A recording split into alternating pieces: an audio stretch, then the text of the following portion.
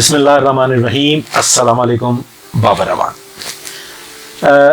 ख़वातीनो हज़रात, एक तो ये कि गैर हाज़िरियाँ मेरी काफ़ी हो गई। मैं इनफैक्ट लाहौर से बाहर हूँ, बल्कि बहुत दूर हूँ।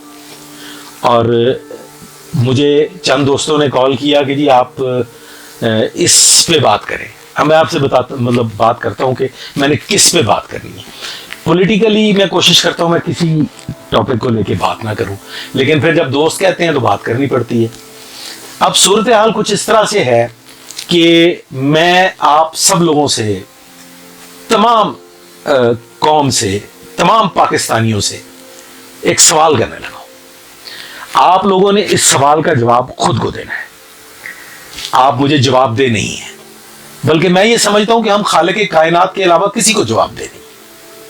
हम अल्लाह ताला ने हमें अल्हम्दुलिल्लाह सोसाइटी की नॉर्म्स को लेके, सोसाइटी की कदरों को लेके, हमारे माशरे की जो रख रखाव है, जो हमारे दीनी असूल हैं, जो हमारे ख़ानदानी असूल हैं, जो हमें आबाओ अजदाद से कुछ इंसानी कदरें मिली हैं, हमें उनको मद्देनज़र रख के, उन्हें मलूज़े खातिर रखते हुए आज़ाद ज़िंदगी गुजारने का पूरा इख्तियार है।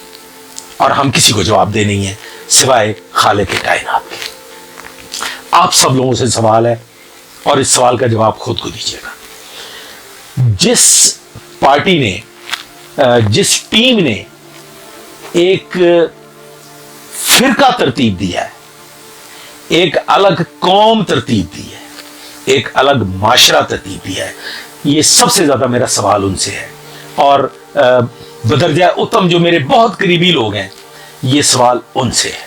और इसमें मैं जिक्र करूंगा एक ऐसे शख्स का जो मुझसे बराह रास्त गुफ्तगू में रहता है, नबील खान। नबील खान, आपसे ये सवाल है, आप एक अलग कमरे में बैठ के तन्हाई में इस सवाल का जवाब खुद को दीजिएगा। आपके सरबराह मुअज़्ज़म, आपके मुजद्दिद, आपके मुफ्ती आज़म, आपके नई कौम तश्कील देने वाले, एक अलग नया माशरा तश्कील देने वाले साहिब ने कोई एक काम एक कागज पे लिखिए कि मुल्क और कौम की भलाई के लिए, फलाह बहबूद के लिए ये एक काम किया है, और वो लिख के अपने सामने रख लीजिएगा और फिर उस पर मुसलसल गौर कीजिएगा कि पिछले 10 साल से हुकूमत में रहते हुए कोई एक काम आपने बताना है, मां सिवाय इसके कि ओए फलाने, ओए टमकाने, ओए तेरी ऐसी की तैसी, ओए लटका दूंगा। आगे हमारा माशरा, हमारी नौजवान नस्ल भूल गई कि हमारे दादा क्या करते थे, हमारे परदादा क्या करते थे, हमारे आबाओ अजदाद की क्या कदरें थी, हमारे माशरे की क्या कदरें थी, और हमारे इस्लामी माशरे में हमें कैसे जिंदगी गुजारनी है। अब आ जाता हूं मैं ताज़ा तरीन सूरत हाल पे। मुझसे आज ही किसी ने सवाल किया कि ये क्या कर रहे हैं, ये वो थड़े पोश और टटर पूंजिए 2 टके के जो उठ के। मैंने कहा नो नो नो नो, कोई 2 टके का नहीं है। सब अपनी अपनी जगह पे भरपूर इंसान है। सिर्फ जो लीडरशिप होती है, जो आपका सरबराह होता है, या जिसे आप अपना पीरो मुर्शद, अपना आका तस्लीम कर लेते हैं, तो फिर वो जो जो कुछ करता है आप वही वही कुछ करते हैं। जैसे कि मुफक्किरीन कहते हैं कि औलाद को बताने से या समझाने से कोई बात अकल शरीफ में नहीं आती, तो आपका किरदार होता है जो उसकी अकल में बातें घुसाता है। जो जो कुछ आप कर रहे होते हैं, इस पे कहते हैं माँ पे धी, पिता पे पूत। वो क्या है, बेटा अपने बाप को कॉपी कर रहा होता है, बेटी अपनी माँ को कॉपी कर रही होती है। इसी तरह से वो अपने दादा को, अपनी नानी को, अपने नाना को, अपनी फैमिली स्ट्रक्चर को लेके उनको कॉपी करते हैं। उनको बताने से कोई बात समझ में नहीं आती। तो जो कुछ हमने स्टेज पे, जो कुछ हमने कॉर्नर मीटिंग्स में, जो कुछ हमने माइक पे बैठ के बकवास करते हुए देखा, हम उसी की पैरवी कर रहे हैं। اور اب جو صورتحال ڈیولپ ہو چکی ہے، میں پھر دونوں ہاتھ کھڑے کر کے بآواز بلند اس بات کا اعلان کرتا ہوں کہ میری نظر میں میں نے سوائے ذوالفقار علی بھٹو کے اور محترمہ بے نظیر بھٹو کے کسی کو لیڈر نہیں مانا. میں نے کسی کو پولیٹیکلی اتنا مضبوط دیکھا ہی نہیں اپنی لائف میں، پورے لائف ٹائم میں. اسکول میں تھے تو ذوالفقار علی بھٹو کے بارے میں سنا، اور جب کالج لائف میں آئے اور اس کے بعد پھر نوجوانی میں بھی محترمہ بے نظیر بھٹو کو کاپی کرتے ہوئے دیکھا. اپنے والد کو، بڑے اسٹرانگ لوگ تھے، بڑے طاقتور لوگ تھے، اور جو طاقتور مضبوط لوگ ہوتے ہیں انہیں اس دنیا میں نہیں رہنے دیا جاتا. جیسے اگر آپ بھارت کو لے لیں تو بھارت کا جو ایک پولیٹیکل خاندان تھا، ایک جو پلر تھا، وہ ان کو ختم کر دیا گیا. سملرلی پاکستان میں جو ایک پلر تھا اس کو بھی نیست و نابود کر دیا گیا. خیر یہ بڑی لمبی بحث ہے، میں اس میں نہیں جانا چاہتا. اب خدا کر کے ایک گورنمنٹ معرض وجود میں آ گئی، ایک حکومت بن گئی.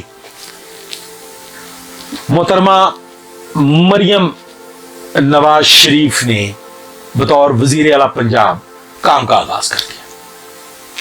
کیا ہماری کوئی آپس میں خاندانی دشمنی ہے؟ کیا ہم نے ایک دوسرے کا قتل کیا ہوا؟ میں تو صرف اتنا جانتا ہوں کہ ہمارے پاس ماں سوائے گندی بکواس کرنے کے کچھ اور ہے ہی نہیں، اور ہماری تباہی کے اسباب بھی یہی ہیں. ہم اگر بحیثیت قوم تباہ و برباد ہو چکے ہیں تو ہماری ہی وجہ سے ہمارا ملک بھی تباہ و برباد ہو چکا ہے. آپ نے ایک لیڈر کو نہ تو ابھی تک دیکھا کہ اس نے کام کیسا کیا ہے، نہ آپ نے یہ دیکھا کہ وہ کیا کام کرنے جا رہی ہیں، اور نہ آپ نے یہ دیکھا کہ وہ باہر طور آپ ان کو مانے نہ مانے وہ پولیٹیکلی چیف منسٹر پنجاب تو بن چکی ہیں نا. اب آپ لوگوں نے جو ایک گھٹیا قسم کی اور ایک تھرڈ کلاس قسم کی مہم سوشل میڈیا پہ چلائی ہوئی ہے، کیا آپ اپنے فیملی کے بارے میں بتانا چاہتے ہیں لوگوں کو کہ ہم اپنی ماں باپ بہن بیٹی کے ساتھ ایسا برتاؤ کرتے ہیں؟ ہم اس قسم کے گھٹیا لوگ ہیں کہ ہماری نظر میں عورت کی عزت ہی کوئی نہیں ہے. یاد رکھیے گا، آپ لوگوں نے پہلے اپنی گھٹیا بکواس کی وجہ سے اپنی لیڈرشپ، یہ کلٹ ہے، یہ ایک فرقہ ایک بن گیا ہے.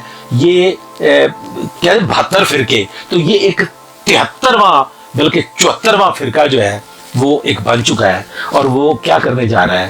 وہ لوگوں کی پتلونیں اتارنے جا رہا ہے، وہ لوگوں کے گھروں میں ان کی ماؤں بیٹیوں بہنوں کی عزتیں پامال کرنے جا رہا ہے، اور وہ معاشرے میں آئندہ آنے والے وقت میں گالی اور گھٹیا گفتگو کو رواج دینے جا رہا ہے. آئندہ جب بھی کوئی گفتگو کرے گا، جب بھی کوئی ہمارا نوجوان جو اب آئندہ نسل تیار ہو رہی ہے، تو وہ آپ کو آپ نہیں کہے گا، وہ ماں بہن کی گالی سے لے آپ کو پکارے گا. وہ گندی گھٹیا اور ایسی ڈکشنری ایجاد کرے گا کہ جو پھر آپ لوگوں سے بھی نہیں سنبھالی جائے گی. آپ لوگوں نے اپنی بکواس سے ٹویٹر ایکس جو تھا اس پہ پابندی عائد کروا دی. اب آپ آئندہ آنے والے وقت میں، کیونکہ ہم گھٹیا لوگ ہیں، ہم پھر وہی ڈھول اور ٹانگے میں بیٹھ کے پرچار کرنے کے خواہش مند ہیں. ہم یوٹیوب بھی بند کروائیں گے، ہم فیس بک بھی بند کروائیں گے، ہم آئندہ آنے والے وقت میں واٹس ایپ بھی ختم کروائیں گے. تمام تر کمیونیکیشن کے جو میڈیمز ہیں وہ ہم بند کروائیں گے، اور اس کے بعد پھر ڈھول گلے میں ڈال لیجیے گا اور سڑکوں پہ ڈھول بجائیے گا، کیونکہ ہمیں تربیت ہی یہی ملی ہے. ہماری لیڈرشپ نے ہمیں یہی تربیت دی ہے کہ لوگوں کی بہنوں کی بے عزتی کرو. مجھے آج کسی نے سوال کیا، یہ اب سے کوئی 1 گھنٹہ پہلے، کہ یہ ایسے، میں نے کہا نہیں، یہ ایسے نہیں، یہ وہ سٹیج پہ کی ہوئی بات ہے کہ او میرا نام نہ لیا کرو، تمہارا خامند ناراض ہو جائے گا. تو یہ ہمیں کس نے بتایا؟ ایسی گھٹیا گفتگو کوئی، میں نہیں سمجھتا کہ کوئی پڑھا لکھا انسان، یہ پڑھا لکھا انسان اس قسم کی گفتگو نہیں کرتا. یہ ایک خاص مینٹیلٹی ہے. وہ مینٹیلٹی، اس مینٹیلٹی کو آپ، وہ خواہ پی ایچ ڈی ہو، وہ خواہ ڈاکٹر ہو، وہ خواہ انجینئر ہو، وہ خواہ اسپیس سائنسز کا کوئی بہت بڑی شخصیت ہو، یہ ایک خاص مینٹیلٹی ہے، جس مینٹیلٹی میں آپ اوئے توئے तंबी ला देंगा, पतलून उतार दूंगा, लटका दूंगा, लम्या पा दूंगा। इस किस्म का माशरा मुझे अब आइंदा आने वाले वक्त में कोई तवक्को नहीं है।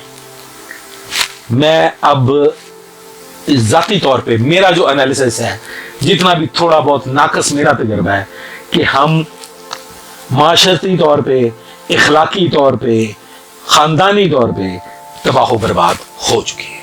अब हमें मजीद तबाही की जरूरत नहीं है।